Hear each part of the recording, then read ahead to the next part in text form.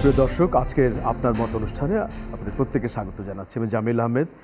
আমরা অত্যন্ত আনন্দিত যে আজকে আমাদের সাথে স্টুডিওতে আসি যোগ দিয়েছেন বাংলাদেশের দুজন সুপরিচিত রাজনৈতিক ব্যক্তিত্ব, যারা গণমাধ্যমের এবং টক শোর অত্যন্ত পরিচিত। আমি তারপরেও আপনাদের সামনে পরিচয় করে দিচ্ছি। মাহমুদুর রহমান মান্না আছেন, আহ্বায়ক নাগরিক ঐক্য। মান্না ভাই, আপনাকে স্বাগত জানাচ্ছি। ধন্যবাদ। একই সাথে আরও একজন সুপরিচিত ব্যক্তিত্ব, গণ অধিকার পরিষদের সভাপতি ডাকসুর সাবেক ভিপি নুরুল হক নূর, আপনাকেও স্বাগত জানাচ্ছি। আমরা ইভেন অবশ্যই মাহমুদুর রহমান মান্না ভাইও সাবেক ভিপি, তো দুজনকে আমরা আজকে পেয়েছি। আমরা যেই আলোচনা প্রতিনিয়তই এই অনুষ্ঠানে করি, যে সাম্প্রতিক সময়কালের আলোচিত যে বিষয়গুলো গণমাধ্যমে সবচেয়ে বেশি আলোচিত হয় সেগুলোই। আজকে আমরা যেমন নির্বাচন, গণতন্ত্র বা সামগ্রিক যেই অন্তর্বর্তীকালীন সরকারের কাজ হচ্ছে সেগুলো নিয়ে কথা বলবো। তার পাশাপাশি আজকেই আমরা টেলিভিশনে দেখতে পাচ্ছি যে সুচিকিৎসার দাবিতে যে আহত ছাত্ররা একটা পঙ্গু হাসপাতালের সামনে অবস্থান নিয়েছে এবং তারা উপদেষ্টাদের সাথে কথা বলতে চাইছে। এই বিষয়ে নিশ্চয়ই আপনারা লক্ষ্য করেছেন। আমি মান্না ভাই আপনাকে দিয়ে শুরু করব। সামগ্রিকভাবে বর্তমান যেই 90 দিন পার হলো অন্তর্বর্তীকালীন সরকারের, আপনার একটা অনুভূতি কি? 100 দিন পার হয়েছে এখন, সেই সম্পর্কে আমরা আলোচনা শুরু করি। আপনার কিছু অবজারভেশন আমাদের সাথে প্রথমে যদি শেয়ার করেন এই 100 দিনের। ভালো দিয়ে শুরু করি। আজকে পেপারে আছে যে গভর্নমেন্ট আকুল পেমেন্ট করে দিয়েছে। রিজার্ভে কিছু টান পড়েছে, স্টিল ইট ইজ ইন্টারন্যাশনাল ওই হিসাব অনুযায়ী 19 ক্লোজ টু 20 বিলিয়ন এরকম। আর বাংলাদেশের যেরকম করে হিসাব করে তা যদি ধরে তাহলে 25 বিলিয়নের মতো। এমনি আকুল পেমেন্ট আমরা করতে পারবো কি না এটা নিয়ে বেশ চিন্তা ছিল আগে।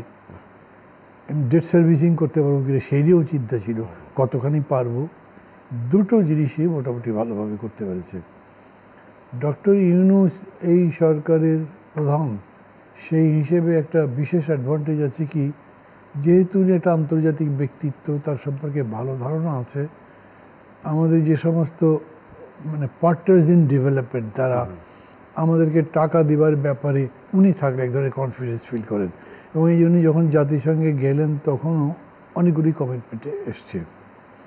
তারপরে ধরেন যারা রেমিটেন্স পাঠায় তাদের যে কনফিডেন্সের গ্যাপ ছিল, তারা এক্সট্রা ব্যাংকিং চ্যানেলে টাকা পাঠাতো, ওইটা এখন ব্যাংকিং চ্যানেলে আসছে।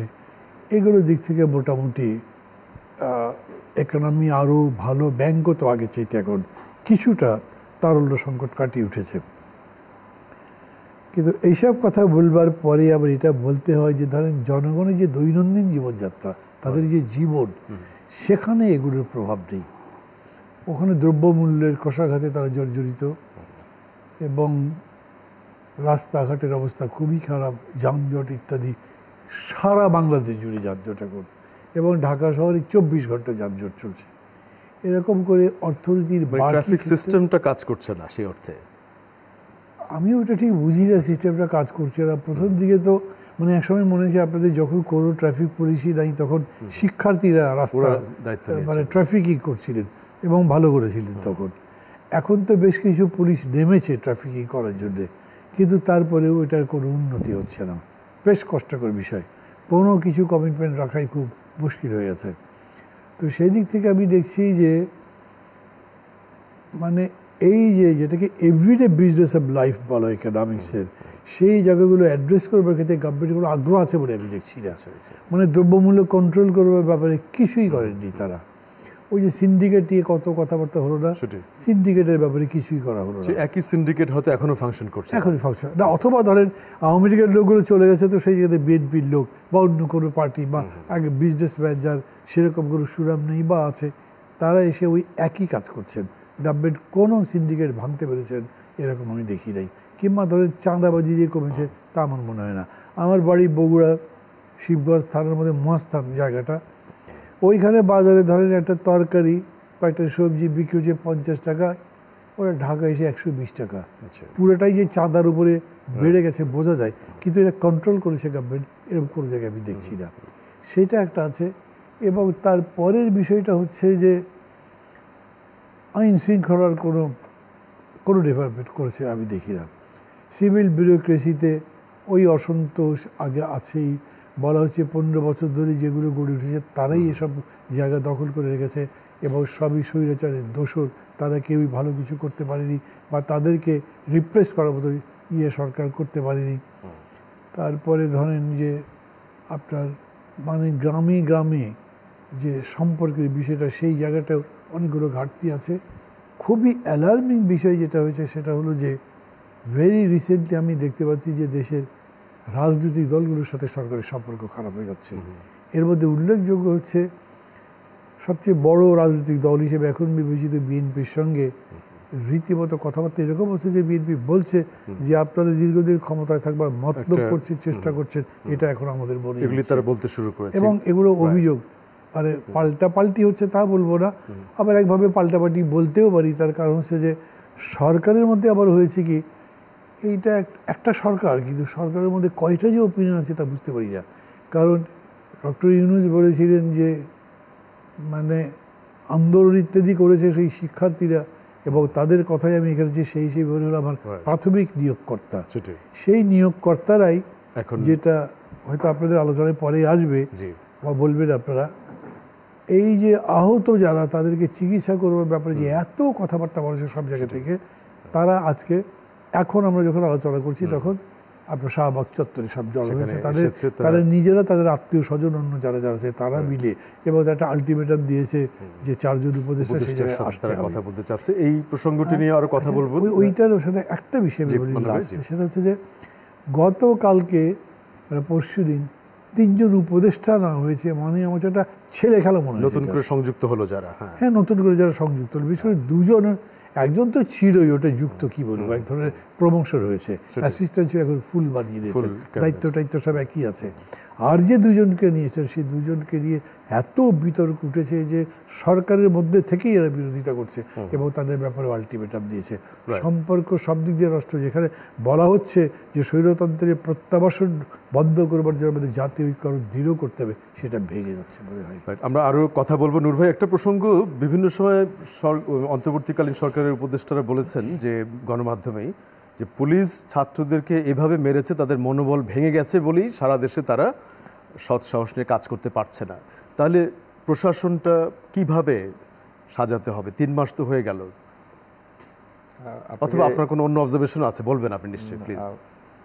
আপনার চ্যানেলের দর্শকদেরকে শুভেচ্ছা, এবং আমাদের সিনিয়র রাজনৈতিক নেতা এবং আমাদের বড় ভাই মান্না ভাই, এবং আপনাকেও শুভেচ্ছা। সামগ্রিক পরিস্থিতি যেটা মান্না ভাই বলেছে তার পর্যবেক্ষণের সাথে মোটামুটি একমত পুরোপুরি বিষয়ের সাথেই। আর আপনি পুলিশের কথা উঠিয়েছেন, এইটা আমরা গত 3 মাস ধরেই বারবার বলে আসছিলাম যে পুলিশের ফাংশনিংটা হচ্ছে না, এবং পুলিশের ফাংশনিংয়ের জন্য কেউ বলছে যে তাদের আপনার সাইকোলজিক্যাল কাউন্সিলিং প্রয়োজন, আবার যারা এই আন্দোলন সংগ্রামে প্রো পিপুল ছিল তাদেরকে সামনে আনা প্রয়োজন, এই বিপ্লবী ছাত্রদেরকে কিছু নিয়োগ দিয়ে শর্ট ট্রেনিংয়ের মাধ্যমে একটা রিক্রুটমেন্ট করার মধ্য দিয়ে পুলিশকে ভাইব্রেন্ট করা দরকার, বিভিন্ন প্রস্তাবনা দিয়েছে। কেন দিয়েছিল? কারণ বিশেষ করে শুরুর দিকে তো, এখন তো কিছুটা অ্যাক্টিভ হয়েছে, শুরুর দিকে তো একেবারে ইনঅ্যাক্টিভ ছিল। বিশেষ করে আপনি 5, 6, 7 এবং 8 তারিখ আগ পর্যন্ত, মানে 5 তারিখের পদত্যাগের পর এবং 8 তারিখ শপথ নিয়েই তো আর সরকার কিছু করতে পারে নাই, বলতে গেলে প্রায় 4 দিনের মতো সরকারবিহীন ছিল। তারপরেও কিন্তু আইন শৃঙ্খলা পরিস্থিতি খুব বেশি বিপর্যয় ছিল না, যেটা আওয়ামী লীগের নেতারা সভা সমাবেশে বলছিলেন যে আওয়ামী লীগ ক্ষমতায় ছাড়লে পরের দিন 5 লক্ষ লোকের লাশ পড়বে। তোফায়েল সাহেবের মতো সিনিয়র নেতা বলেছিলেন, অন্যরা আরও বাড়িয়ে বলেছিলেন যে দেশে থাকতে পারবে না। তো কিন্তু আওয়ামী লীগের নেতারা কিন্তু এখনও সবাই দেশে আছে, গ্রামে আছে।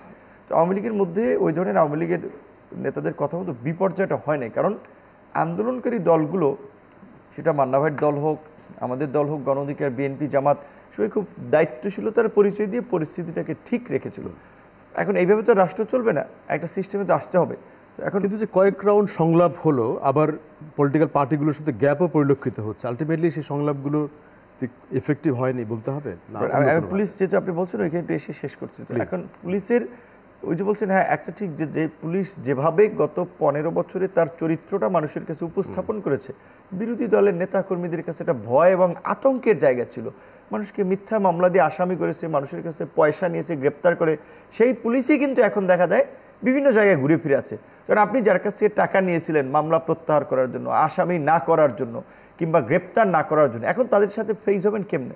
লোকজন তো পাইলে এখন আঞ্চলিক ভাষা বলে তার পেট গাইলা টাকা বের করবে, যে টাকা যে এতদিন নিছিল যে ঘুষ এবং হয়রানি না করার জন্য, এখন লোক চান্স পাইছে।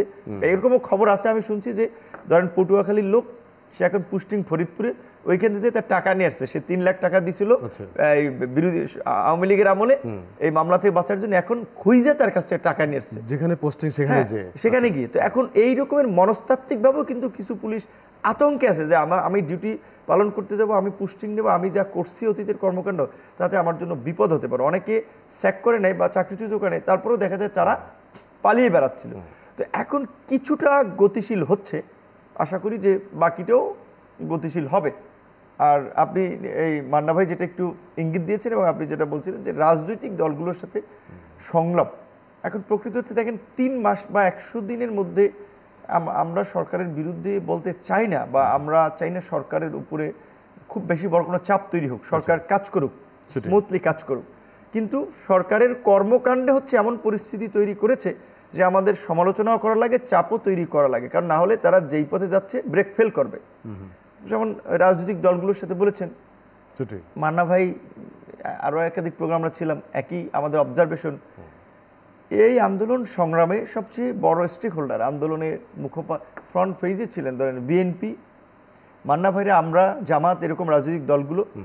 আমরা তো জানি না যে সরকার কিভাবে কি করছে, কোথা থেকে উপদেষ্টা নেওয়া হচ্ছে, কোথা থেকে সরকার গঠিত হচ্ছে, এই শেয়ারিং গুলো আপনাদের সাথে না আমরা জানি। অ্যানাউন্সমেন্টের পরেই জানতে পারি। এমনকি রহস্যজনক, আমি রহস্য বলছি এই কারণে যে এই যে 3 জন উপদেষ্টা নিয়োগ হলো, এটি নিয়ে ছাত্ররা, যেটা আমাদের শ্রদ্ধেয় প্রধান উপদেষ্টা ডক্টর ইউনূস স্যার তার ভাষণে বলছিলেন যে ছাত্ররা আমাদের নিয়োগকর্তা, তাহলে সেই নিয়োগকর্তারাও ঢাকা বিশ্ববিদ্যালয়ের রাজু ভাস্কর্যে দাঁড়িয়েছিল যে এই উপদেষ্টা ফ্যাসিবাদের দোসর কোথা থেকে নেওয়া হচ্ছে।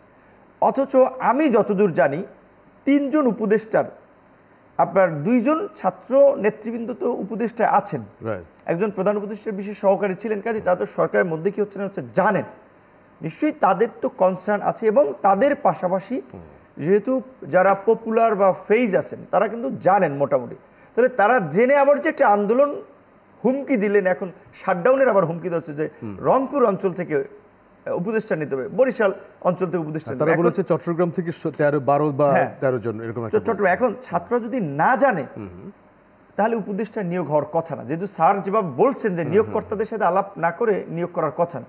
আবার নিয়োগ হইল, ছাত্র কেন রাস্তায় নামলো? তাহলে আমি দেখলাম যে ধরেন আমাদের কিছু কলিগরা, আমাদের কিছু রাজনৈতিক সহকর্মীরা, আমি অফিসে ছিলাম না, আমাদের তাৎক্ষণিকভাবে তারা মিছিল করেছে, প্রতিক্রিয়া জানিয়েছে যে সে মামলার আসামি, ফ্যাসিবাদের দোষর, তাকে উপদেষ্টা করা যায় না। পাশাপাশি অন্যরা অনেকে প্রতিক্রিয়া দেখিয়েছে, ফারুকি ভাইকে নিয়েও।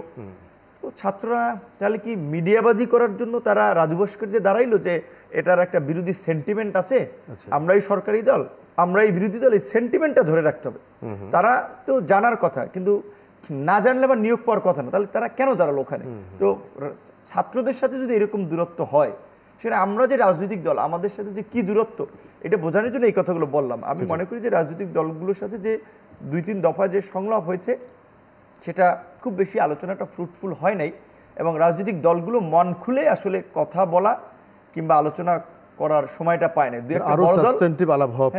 বড় দল হয়তো তাদের জায়গা থেকে তারা সময় চেয়ে নিয়ে আগ বাড়িয়ে তারা গিয়েছেন, এই জন্য সরকার সময় দিয়েছে। কিন্তু সরকারের এই অ্যাপ্রোচটা থাকা উচিত না, যেটা মান্না ভাই বলেছেন, যেটা খুবই অ্যালার্মিং যদি রাজনৈতিক দলগুলোর সাথে সরকারের দূরত্ব তৈরি হয়, যেটা বর্তমানে আমরা দেখতে পাচ্ছি যে স্পষ্ট দূরত্ব তৈরি হচ্ছে। এই জায়গাতেই মান্না ভাই আবার একটু ফিরে আসি, এর সাথে সাথে কতগুলো সংস্কার কমিশন হলো, তারাও কিন্তু পলিটিক্যাল পার্টিগুলোর কাছ থেকে ফিডব্যাক চেয়েছে, লিখিত নাকি তারা মতামত চাচ্ছে বা যোগাযোগ হবে। তাহলে এটিকে কার্যকর করার জন্য আপনারা কি কোনো আইডিয়া বা প্রপোজাল শেয়ার করতে চেষ্টা করছেন? বা কিভাবে কার্যকর আমাদের করার দায়িত্বটা তো মুখ্য না, মুখ্যটা তাদের। যেমন ধরেন প্রশ্ন আপনি করেছেন, নূর জবাব দিয়েছেন, কিন্তু তারপরে আমি বলি কোনো সংলাপ হয়েছে এরকম কিছু বলা যাবে না। আমাদেরকে উনি 2 বার ডেকেছিলেন।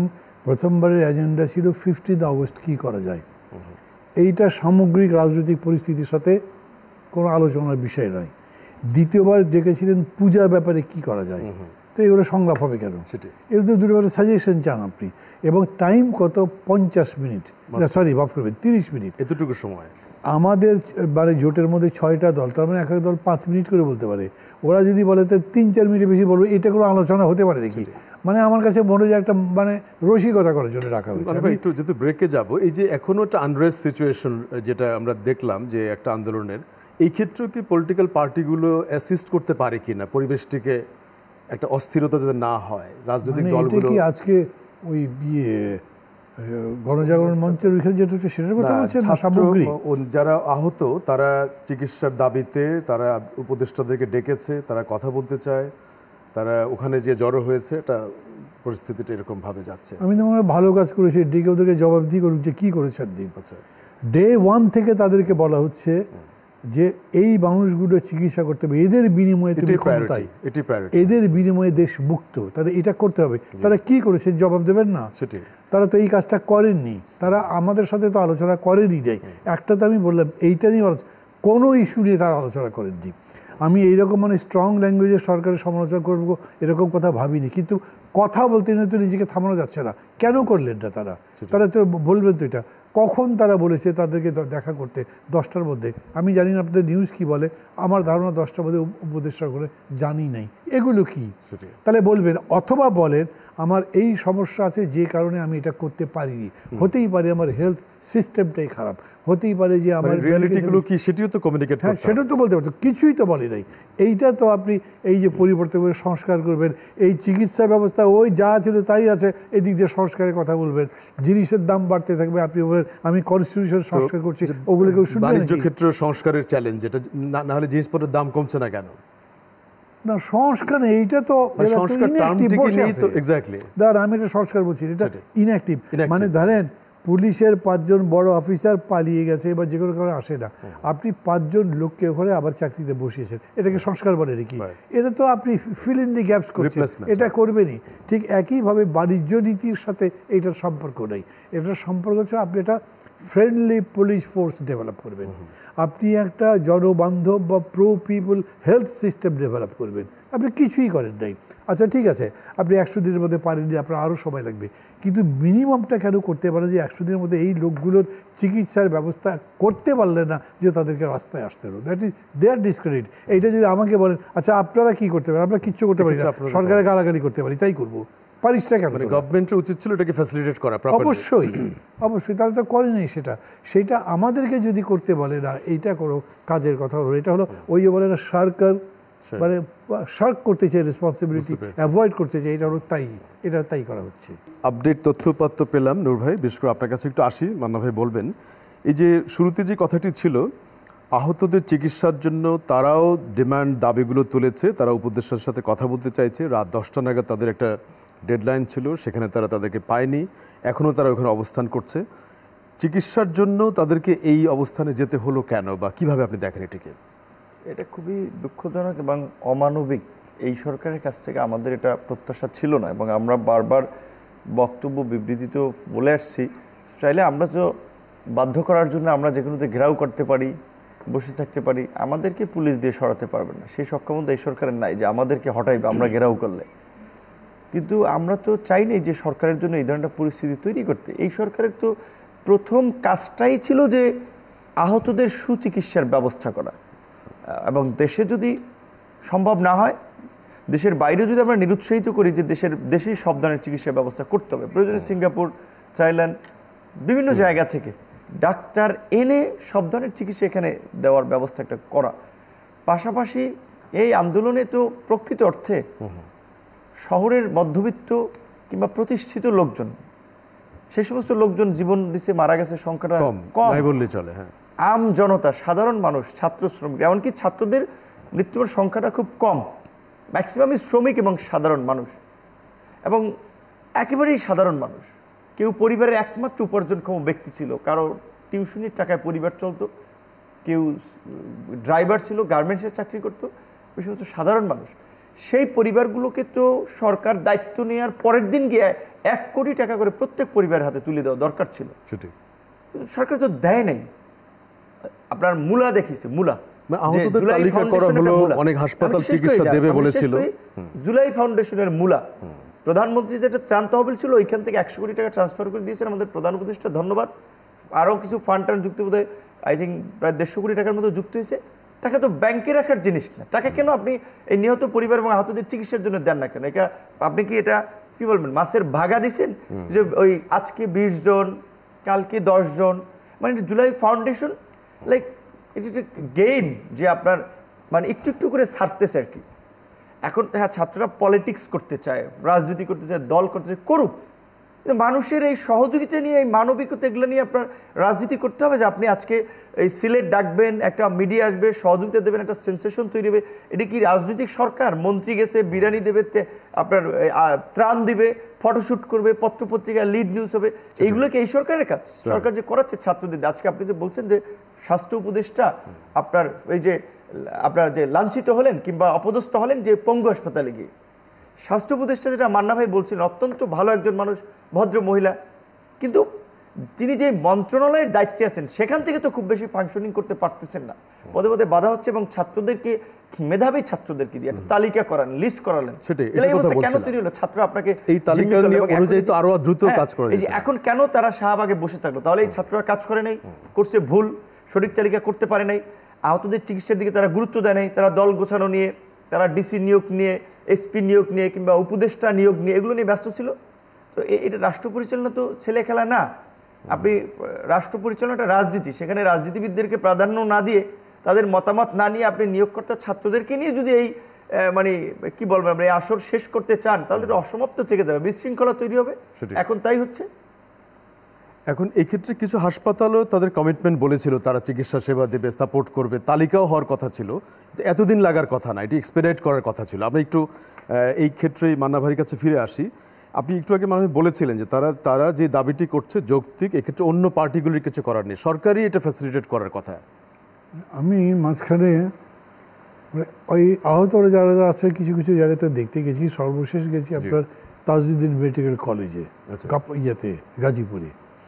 তো এখানে প্রিন্সিপাল ছিলেন, অন্যান্য প্রফেসর ডাক্তাররা ছিলেন, তাদের সাথে বসলাম, কথাবার্তা বললেন। তো ওনারা যেটা বললেন যে আমাদের এইখানে যে লিস্ট, সেই লিস্ট আমরা তো করে দিয়েছি। আচ্ছা, চিকিৎসা হয়ে গেছে, প্রায় সবাই চলে গেছে, 2-3টা পেশেন্ট আছে, তাদের কাউকে কাউকে ডেকে আনলেন, তাদের সাথে আবার পরিচয় করে দিল, কথাবার্তা বললো। তাদেরকে বললাম কোনো অসুবিধা হয়েছে? তারা বললো যে না, আমাদের তো এমন কোনো অসুবিধা হয় নাই, কারণ ওখানে রাজনৈতিক নেতারা রেগুলার গেছেন, দেখা করেছেন এবং এক্সপেডাইট করেছে যাতে সত্যি এটা কাজটা তাড়াতাড়ি হয়। এবং ওখানে অ্যাসোসিয়েশন আছে, আপনার ড্যাব থাকুক বা যাই থাকুক, তারা বিদেয়ী কাজগুলো করেছে। তো আমি বললাম যে এইটা কি খুব ডিফিকাল্ট জিনিস ছিল? যে না, হসপিটালগুলো থেকে লিস্ট বানানো তো 1-2 দিনের কাজ, তারপরে এটা আমরা সবগুলো কম্পাইল করে দিয়ে দিলাম, এটাতে অন্য কোনো সমস্যা হবার কথা না।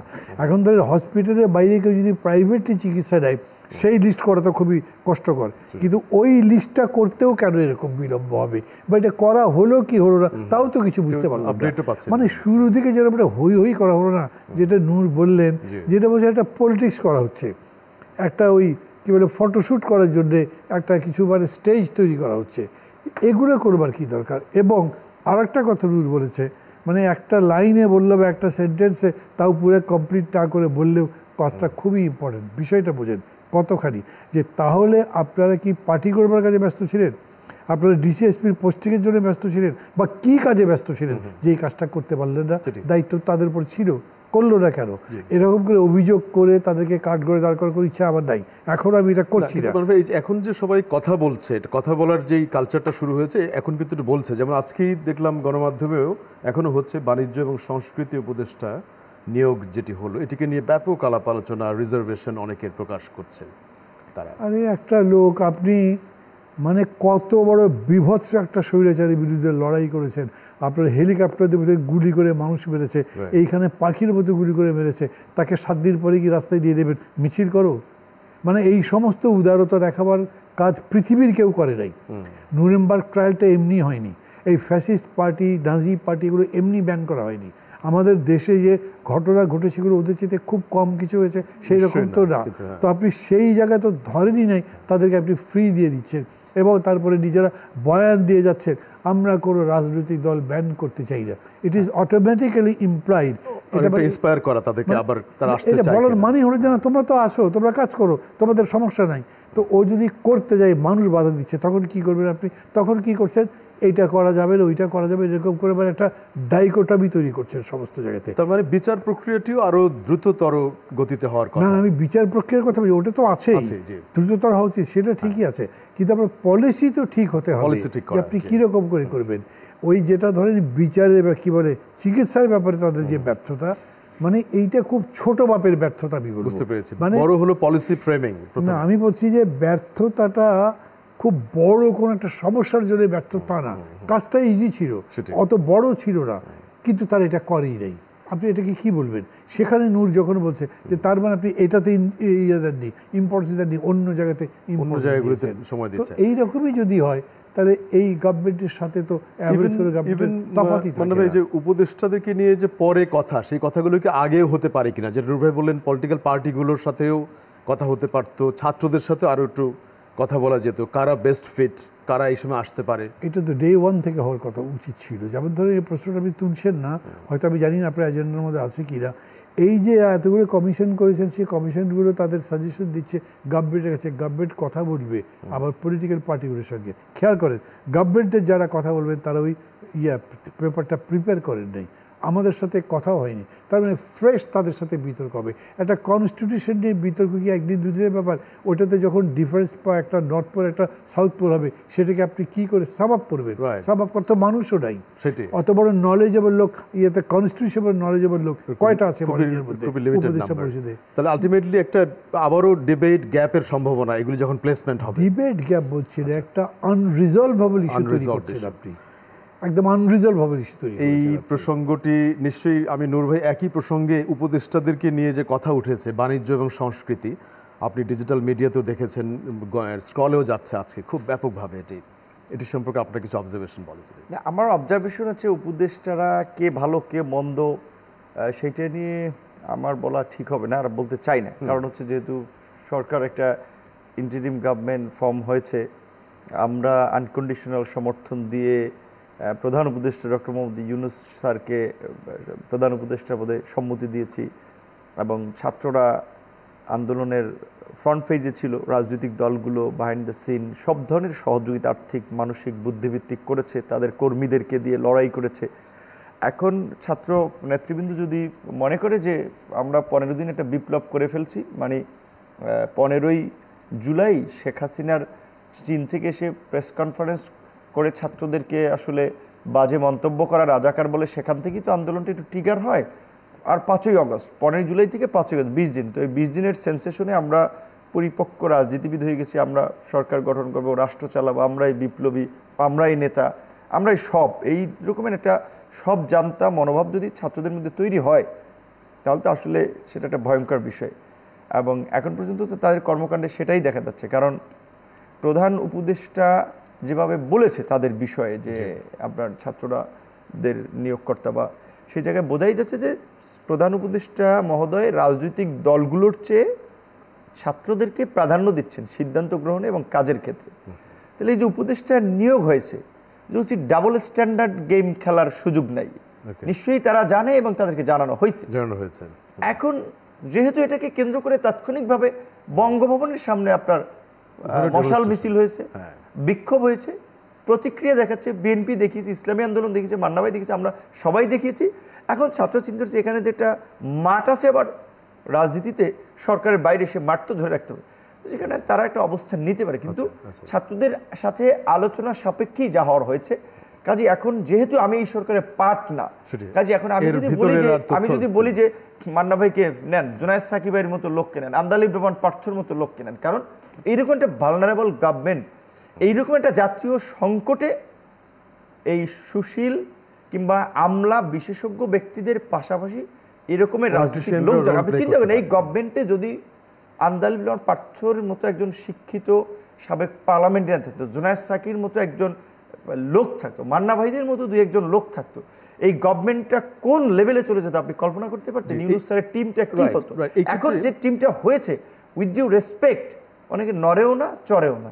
এখন আর কি বলবো, এখন আমাদের দ্রুত সময়ের মধ্যে নির্বাচন দিয়ে গণতান্ত্রিক প্রক্রিয়া প্রসঙ্গ তো আছেই। পাশাপাশি যে কমিশনগুলি হলো, যেটা মান্না ভাই বলেছেন, এই কমিশনগুলো যে এখন কাজ করছে, একটা ড্রাফট রিপোর্ট যখন প্রেজেন্ট করবে, তখন তো খুব বেশি আলোচনার সুযোগ থাকবে না, তাহলে এটা বাস্তবায়নটা করবে কারা আলটিমেটলি? কার্যত এই সংস্কার এখন বলতে গেলে দেখেন, আমি পরিষ্কারভাবে বলছি, শুরুর দিকে বিএনপির সাথে আমরা আন্দোলন করছি, মান্না ভাই সহ 42 দল, অনেক শক্ত কথা বলেছি, যেই কথায় বিএনপি মনক্ষুণ্ণ হয়েছে, রাগ করেছে, এই কথাই বা বলা উচিত হয়নি। আমরা সংস্কার চেয়েছিলাম, পরিষ্কারভাবেই বলছিলাম যে শুধুমাত্র একটা নির্বাচনের জন্য, একটা ভোটের জন্য এই আন্দোলন হয় নাই, এই পরিবর্তনটা হয় নাই। একটা ব্যাপক রাষ্ট্র সংস্কার এবং একটা পরিবর্তনের ব্যাপক জন আকাঙ্ক্ষা তৈরি হয়েছে, কিন্তু সরকারের যে অ্যাটিটিউড, যে অ্যাপ্রোচ, সেটা দিয়ে বোঝা যাচ্ছে যে রাজনৈতিক দলগুলোর সাথে যেহেতু অলরেডি দূরত্ব তৈরি হচ্ছে, এখন সংস্কার এই সরকার করতে পারবে না। ওই ড্রাফট করতে পারবে, আলোচনা করতে পারবে, কিন্তু এক্সিকিউট করতে তারা পারবে না। এক্সিকিউটটা শেষ পর্যন্ত রাজনৈতিক দলগুলোর কাছেই যেতে হবে।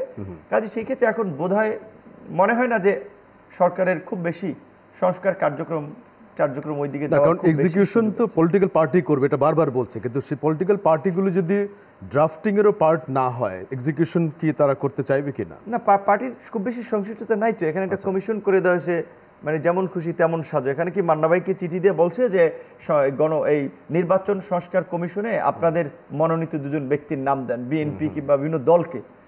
রাজনীতি, রাষ্ট্র পরিচালনা হবে রাজনীতিবিদ। এখন একটা ফেয়ার নির্বাচন তো রাজনৈতিক দলই ক্ষমতায় যাবে, রাষ্ট্রটা তারা চালাবে, তাদেরকে একেবারে সাইডে রেখে একেবারে কতিপয় ব্যক্তি, কেউ দেশের বাইরে ছিলেন, কেউ টকশো করছেন, কেউ সাংবাদিকতা করছেন, রাজনীতির তাদের কোনো এক্সপিরিয়েন্স নাই, রাজনৈতিক ফিল্ডে পদচারণা নাই, বোঝাপড়া নাই, যারা আসলো তাদেরও সিলেকশন ক্রাইটেরিয়া কি ছিল এটা নিয়ে তো কথা বলা হতো। কি ক্রাইটেরিয়া, কোন বিবেচনা করা হয়েছে, তো তাদের মতো করে করেছে। রাষ্ট্র পরিচালনা তো ইজি না, যেভাবে তারা ভাবছে ভাবে চলবে না। তো এই জন্য বলছি যে জন আকাঙ্ক্ষাটা তৈরি হয়েছিল, একটা রাষ্ট্র সংস্কার করে একটা মানবিক সমৃদ্ধ বাংলাদেশ বিনির্মাণের পথে এই সরকার এগিয়ে যাবে। মান্না ভাই, আপনার কাছে ফিরে আসি। বিশেষ করে আমরা আজকে আলোচনাটিকে একটু র্যাপ আপ করতে চাই, বিশেষ করে সামনের দিনের বাস্তবতা এবং চ্যালেঞ্জ। আপনার অনেক দিনের উইজডম, অভিজ্ঞতা, সিজন পলিটিশিয়ান হিসেবে কিছুটা আমরা এই আলোচনাগুলো ডিজিটাল মিডিয়াতেও দেখেছি যে এই গভর্নমেন্টের কম্পোজিশনে পলিটিশিয়ানরাও অ্যারিড হতে পারতো কিনা, হয়তো আরও বেটার পারফরমেন্সের জন্য, তাহলে হয়তো এই বিতর্কগুলো উঠতো না বলে অনেকে মনে করেন। আমি বলি সবচেয়ে বড় যেটা এজেন্ডা সেটা তো সংস্কার। এই সংস্কারটাই করা হচ্ছে না, এই পর্যন্ত সংস্কার বলে কিছু হয় নাই। কমিশন যেটা করেছে, সেই কমিশন সম্পর্কে আমি বলেছিলাম। আমি আরেকটু আপনাকে বলি, 2-3 দিন আগে ফোন করেছে ওই কনস্টিটিউশন কমিশন থেকে, বললো যে আপনাদের সাথে আমরা বসতে চাই, একটু কথা বলতে চাই, বুঝতে চাই আপনাদের। হ্যাঁ, না উনি আর ফোন করে আরেকজন ফোন করেছে, তো বললো যে, তাই বললাম যে কবে, ঠিক আছে আমরা তো আছি, বসতেই পারি।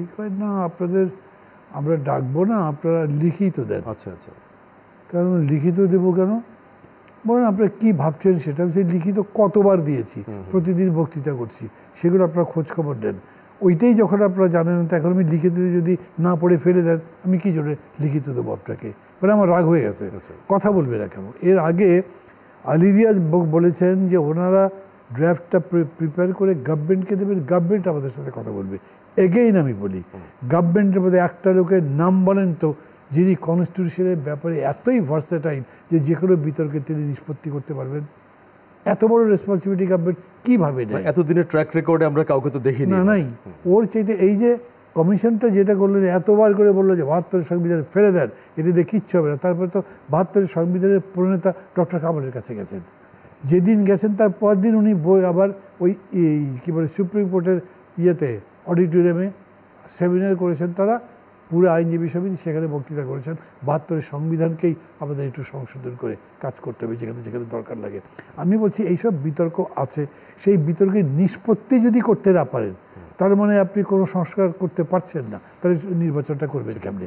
আমি ডক্টর ইউনূসকে বললাম যে স্যার, আপনি তো আর কোনো কিছু চাপিয়ে দিতে পারবেন না, সো আপনার কাজ হবে আলোচনাগুলো করে, বেশি করে কথা বলে, সবার সাথে বলে, বেয়ার মিনিমাম ন্যাশনাল ইউনিটি কোন জায়গা আছে, যেটাকে আমি কনসেনসাস বলছি, সেটা কি আছে, ওইটুকু আপনি করবেন। এটা তো খুব স্বাভাবিক। আমি একটা মূল কাজকে এমন একটা নির্বাচন করতে হবে সবাই যাতে পারে একটা ভালো নির্বাচন হয়েছে, সেরকম নির্বাচন করবেন। তার জন্য পুলিশকে রিঅর্গানাইজ করেন, সিভিল ব্যুরোক্রেসি রিঅর্গানাইজ করেন, ইলেকশন কমিশন ঠিক করেন। আর যদি কিছু করতে সেটা করেন, আপনি একটা পলিসি করেন কীরকম করে পাবলিসিটি হবে, আপনার মিডিয়াগুলো কীভাবে বিহেভ করবে, এইটা করে এইটুকু করতে আপনার মেলা সময় যাবে।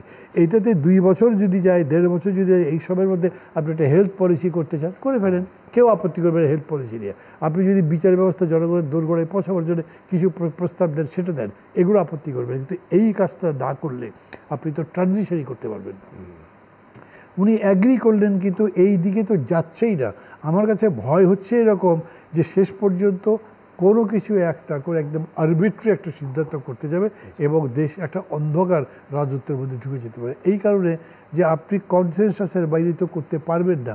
এই যে বিএনপি ওপেনলি বলছে, আপনাদের মন্তব্য দেখে তো মনে হচ্ছে যে আপনারা ক্ষমতায় বেশি দিন থাকতে চাচ্ছেন, এটা নিয়ে একটা কথা বলা যায় না।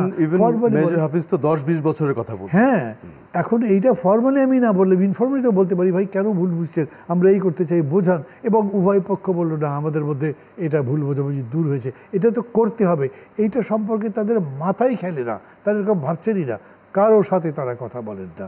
আমি দেখি যে ইনক্লুডিং ডক্টর ইউনূস, এই গভর্নমেন্ট যেরকম করে নন পলিটিক্যাল লোকের সাথে কথা বলবার ব্যাপারে, মিজোর ব্যাপারে কমফোর্টেবল, তারা সম্ভবত পলিটিক্সের ব্যাপারে এরকম কমফোর্টেবল নন।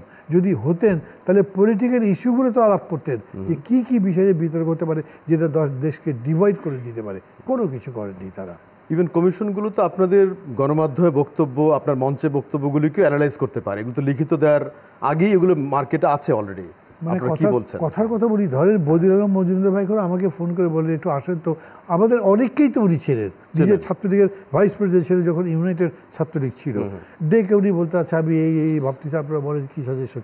আমাদের সাথে কথা বলে উনি একটা কনসেনসাসের ভিত্তিতেই প্রপোজাল দিতে পারেন, সেটা আলী রিয়াজও পারেন, সেটা আরও যারা আছে সবাই পারেন। 3 মাসের মধ্যে এই কাজ 3 গুণ এগিয়ে দেওয়া যায়। এই চ্যালেঞ্জের জায়গাতে নূর ভাই, বিশেষ করে রাজনৈতিক দলগুলোর সাথে খোলামেলা আলাপ থেকে যে তথ্যপাত্র বের হবে, লিখিত দিলে কি সেটি ইন্টারঅ্যাক্টিভ হবে আসলে, এখন যেভাবে আগাচ্ছে সিস্টেমটা?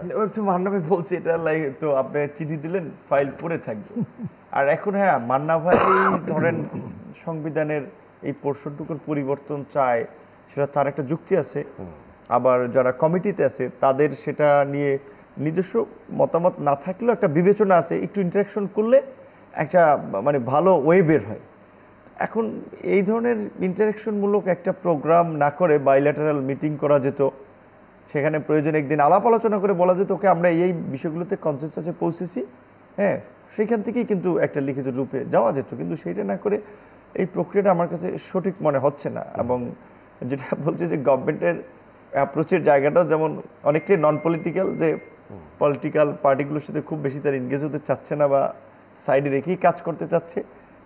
তার স্টেক হোল্ডার যারা কমিশন তারাও সেইভাবেই কাজ করতেছে। তো এইভাবে হইলে তো একটা বিপদ তৈরি হবে। এবং আমরা এত প্রাণের বিনিময়ে, এত রক্ত ত্যাগের বিনিময়ে 53 বছরে এই যে একটা পরিবর্তন পেয়েছি, সেই পরিবর্তনটা কি তাহলে এইভাবে হেলায় ফেলায় শেষ হয়ে যাবে?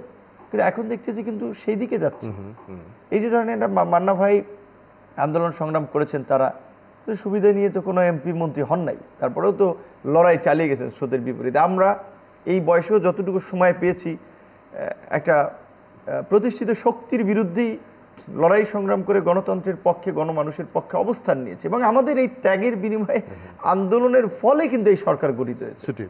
আমাদের তখন যখন আপনার 15-20 দিনের আন্দোলনকে একেবারে পিকে দিয়ে বাকিদেরকে এক্সক্লুড করে যখন একটা ন্যারেটিভ দাঁড় করানোর চেষ্টা করা হয় যে আমাদের নিয়োগকর্তা এরা বা এদেরকেই নিয়ে গভর্নমেন্ট চালাবে, তখন সেটা একটা ভালো ফলাফল বয়ে আনবে না। এবং এখনকার যে গভর্নমেন্টের প্রধান, তার সাথে তো আমরা আশা করি সেরকম একটা ভাইব্রেন্ট টিম থাকবে, যারা জন আকাঙ্ক্ষাকে প্রাধান্য দিয়ে সেইভাবে রাষ্ট্র সংস্কার এবং জন আকাঙ্ক্ষার বাংলাদেশ বিনির্মাণে এগিয়ে যাবে।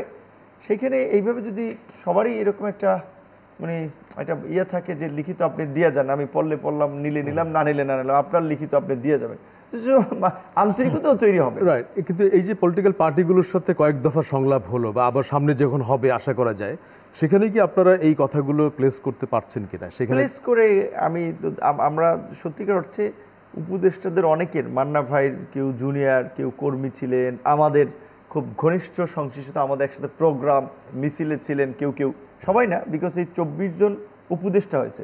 আচ্ছা, আপনি ধরেন ছাত্র নেতৃবৃন্দের মধ্যেই আসিফ এবং নাহিদ 18 সাল থেকেই আমাদের সাথে অ্যাক্টিভিজমের মধ্যে ছিল। আর বাকি কয়জনকে আপনি এই 5ই আগস্টের আগে চিনতেন, বিপ্লবের আগে? তো এখন নতুন বিপ্লবী, নতুন নেতা অনেক, এদেরকে 5ই আগস্ট থেকে আপনি কজনকে চিনতেন? কিংবা আমাদের উপদেষ্টা, উইথ ডিউ রেসপেক্ট বলছি, যে 24 জন উপদেষ্টার মধ্যে 4 জন ব্যক্তি দেখাতে পারবেন যে যারা গত 15 বছরে জনগণের গণতান্ত্রিক আকাঙ্ক্ষার জন্য লড়াই করেছে, সংগ্রাম করেছে, রাজপথে ছিল, কথা বলেছে, নির্যাতন নিপীড়ন সহ্য করেছে। বরঞ্চ 24 জনের মধ্যে অন্তত 14 জনকে আমি দেখাতে পারবো যে যারা নিয়মিত গভর্নমেন্টের বেনিফিশিয়ারি ছিল, যার যার এনজিও কিংবা সংস্থার ফান্ড নিয়েছে, গভর্নমেন্টের সাথে একটা ব্যালেন্সের মাধ্যমেই তারা যতটুকু আওয়াজ দিয়েছে। তাহলে এই গভর্নমেন্ট গঠন করলো ছাত্র জনতার রক্তের বিনিময়ে। এই যে 2000 পরিবার শহীদ হয়েছে, একটা শহীদ পরিবারের প্রতিনিধি এই গভর্নমেন্টে আছে। ছাত্র প্রতিনিধি 3 জন গেছে, 3 জন কেন ঢাকা বিশ্ববিদ্যালয়ের ছাত্র নিতে হবে?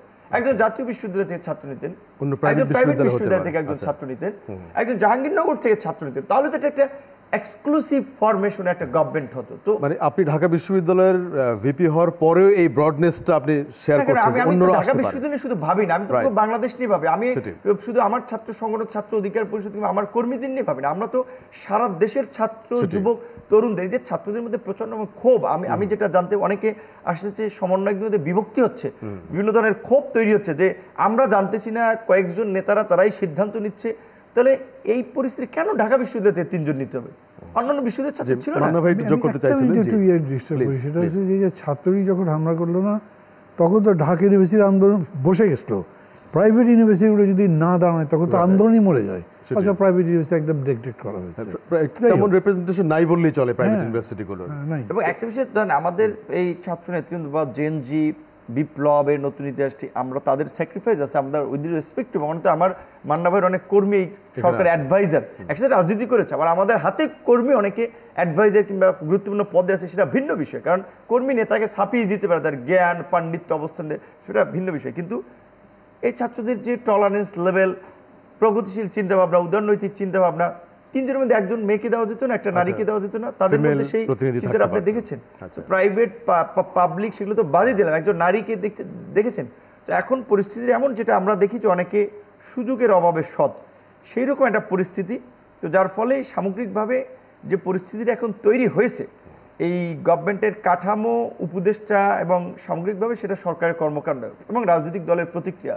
বিএনপির মতো দল যেখানে শুরুর দিকে পরিষ্কারভাবেই বলছিল তারা একটা যৌক্তিক সময় নির্বাচন চায়, টাইম ফ্রেম নিয়ে কথা বলে নেই, এখন কিন্তু তারা পরিষ্কারভাবে দ্রুত সময়ের মধ্যে নির্বাচন চায়। এবং আমরাও মনে করি যে এখন দ্রুত সময়ের মধ্যে নির্বাচন না হলে আর নতুন সংকট তৈরি হবে, বিপর্যয়ে। আচ্ছা, তো এই যৌক্তিক সময়টি এখন আর ওরকম মানে অস্পষ্ট থাকছে না, একদম পরিষ্কার। এখন 6 মান্থ টু 1 ইয়ারের মধ্যে ইলেকশন চাই। এবং এখন দেশের যে পরিস্থিতি, গার্মেন্টস সেক্টরে অস্থিরতা, সামাজিকভাবে নৈরাজ্য, এবং সবচেয়ে যে এখন আইন শৃঙ্খলা বাহিনী কন্ট্রোল না থাকে, আমরা আন্দোলন করছি, আমাদের নেতাদেরকেও বিভিন্ন জায়গায় মামলার আসামি করা হচ্ছে। যদিও মান্না ভাইয়ের নেতাদেরকে বোধহয় এক জায়গায় করা হয়েছিল, কে মামলা করতেছে, কে গ্রেফতার করতেছে, কে কাউকে হামলা করতেছে, একটা হুলস্থুল পরিস্থিতি, যেটা এই সরকার চাইলে কিন্তু একটা জাতীয় ঐক্য এবং সংহতির সরকার গঠন করে সুন্দরভাবে পরিস্থিতিটা নিয়ন্ত্রণ করতে পারে। এখন আমি জানি এখনো এখান থেকে শিক্ষা নিয়ে তারা সামনে হাঁটবে। পরিবেশ আছে যে এই পরিস্থিতিটা রিকভার করা যায়, এবং যে বিপ্লবের কথা তারা বলতো, যদি এটাকে আমি বিপ্লব বলি, এটা বিপ্লব নয়, কোনো গুণগত পরিবর্তন ইত্যাদি হয়নি এবং হবে কিনা তা জানি না। তারপরে যে এদিকে নেওয়া যায়, যদি সরকার আন্তরিকভাবে বুঝে সবার সাথে ইন্টারাকশনের মধ্যে দিয়ে একটা সলিউশনের পথে হাঁটে, সেক্ষেত্রে নির্বাচন 6 মাস পরে হবে না 1 বছর না 1.5 বছর পরে হবে, এইটা বিষয় না। আজকে যদি বিএনপি জায়গায় আওয়ামী লীগ থাকতো, আমি লিখে দিতে পারি এর মধ্যে 1-2টা হরতাল হয়ে যেত। বিএনপি তো তা করেনি, বিএনপি তো সেটা করেনি। তারা কিছু কিছু কথা বলেছে যাতে মানুষ বিভ্রান্ত হয়েছে, মানে এখনই চাচ্ছে একটা ডিস্টার্ব করবে। কিন্তু আজকে এসে তারা বলছে ডিসেম্বরের মধ্যে যদি কিছু প্ল্যান না থাকে আমরা তাহলে আন্দোলনে যাব। তো ডিসেম্বরের পরে বিএনপি আন্দোলন করে সরকার কি ফেস করতে পারবে? এই জন্যে আমি বিএনপিকেও বলবো একটু রেস্ট্রেইন করেন, তাদেরকে বোঝান, সরকারকেও বলবো বসে এই সুযোগ নষ্ট যদি হয় আবার কবে ফিরে পাবো? বছরে বছরে তার অভ্যুত্থান হবে না। এখনই এটার সুযোগে আমরা যাতে একটা পিসফুল, আবার বলি অ্যাকসেপ্টেবল টু অল ইলেকশন করতে পারি, তাহলে বাংলাদেশ সামনে যেতে পারে, না হলে এটার ভবিষ্যৎ নাই। মানে আমরা একটু লাস্টের দিকে, সেটা হচ্ছে একটু ক্লোজিং আপনার বক্তব্য, সেটা হচ্ছে এই যে জাতীয় ঐক্যের কথা আমরা নূর ভাই বলেছেন, আপনিও বলেছেন, এই কথাগুলো কি পরিস্থিতি আনরেস্ট হওয়ার আগে এখনই যদি আপনি মনে করেন সেটিকে কি রাইট জায়গাতে আপনারা পৌঁছাতে পারেন কিনা? আমরা হয়তো টিভিতে বলছি, গণমাধ্যমে বলছি, মানে এখন রাইট জায়গা বলতে কি বলে বলতো, এই যে আমরা কথা বলছি আমি এবং নূর, এটি তো কমিউনিকেট, দুজন তো এমনি একেবারে হেলিতেলি নই। এই দেশে এত বছর ধরে আন্দোলন করছি, কাজ করছি, এটা কেউ না কেউ কি গভর্নমেন্টে শুনছে না? তারা এটা ট্রান্সলেট করতে পারে যে এই জিনিস হচ্ছে, বা প্রতিদিনই বলা হচ্ছে, বলছেন কিন্তু প্রতিদিন। ওই যে কমিশনগুলো তো এই স্টকগুলো নিচ্ছে না, ওই যে না, কমিশন তো বলেছে যে তারা আমাদের সাথে আলাপ করবে না। How can they say that, যে তাদের সাথে আলাপ করবো না? আমাদেরই ইস্যু, তোমরা কোত্থেকে আসলে? তোমরা তো আমাদের জন্য এই মনোভাব থাকা উচিত কিনা লাস্ট মিনিট নূর ভাই, যে কমিশনগুলো শুধু লিখিত নিয়েই যদি ক্লোজ করতে চায় সেটা কি আসলে কোনো সুফল বয়ে আনবে কিনা? লাস্ট মিনিট ক্লোজিং রিমার্কস দিয়ে শেষ করব। কমিশনের অবশ্যই ইন্টারাকশনাল মূলক সমাজ সেমিনার মত বিনিময়ের দিকে যেতে হবে। পাশাপাশি আজকে 3 মাসে গভর্নমেন্ট যে পরিস্থিতি দেখা যাচ্ছে তাতে বোঝা যাচ্ছে অনেক কিছু তার নিয়ন্ত্রণের বাইরে। তাই আমরা ওই মান্না ভাই বলছে আমাদের কথা অনেকে শোনেন, বিভিন্ন এজেন্সি যারা সরকারকে রিপোর্ট করে তারাও শুনে। আমরা তো সরকারকে এনেছি আমাদের ত্যাগ এবং রক্তের মাধ্যমে, কাজে সরকারের প্রতি আমাদের আহ্বান থাকবে, এখনো সময় আছে যে একটা জাতীয় ঐক্যমতের সরকার করে রাষ্ট্র সংস্কার করে জন আকাঙ্ক্ষার রাষ্ট্রে এটাকে পরিণত করা। আমরা 53 বছরে একটা সুযোগ পেয়েছি, আগামী 53 বছরে আবার এরকম ছাত্র নেতৃবৃন্দ যারা নেতৃত্ব ফ্রন্ট ফেসিলেন তাদের প্রতি আমাদের আপিল থাকবে, আপনারা একটা জাতীয় ঐক্যের কেন্দ্রবিন্দুতে ছিলেন, সেই জায়গা থেকে সবার সাথে সমন্বয় করে সবাইকে নিয়ে চলার একটা মানসিকতা আপনাদের গভর্নমেন্টকে চাপ তৈরি করতে হবে প্রয়োজনে আপনাদের। আর যদি ভাবেন যে আপনারা একা কিছু করবেন সেটা সম্ভব না। নিশ্চয়ই নিশ্চয়ই আমরা সেই আশাবাদের জায়গাতেই আজকে ধন্যবাদ জানাচ্ছি মাহমুদুর রহমান মান্না এবং নুরুল হক নূর দুজনকে, এবং দর্শক যারা আমাদের সাথে বিভিন্ন মাধ্যমে সংযুক্ত ছিলেন আপনাদেরকে ধন্যবাদ। আমরা আগামী দিনে অন্য কোনো বিষয়ে আবারও কথা বলবো, সেই পর্যন্ত ভালো থাকবেন এই আশা।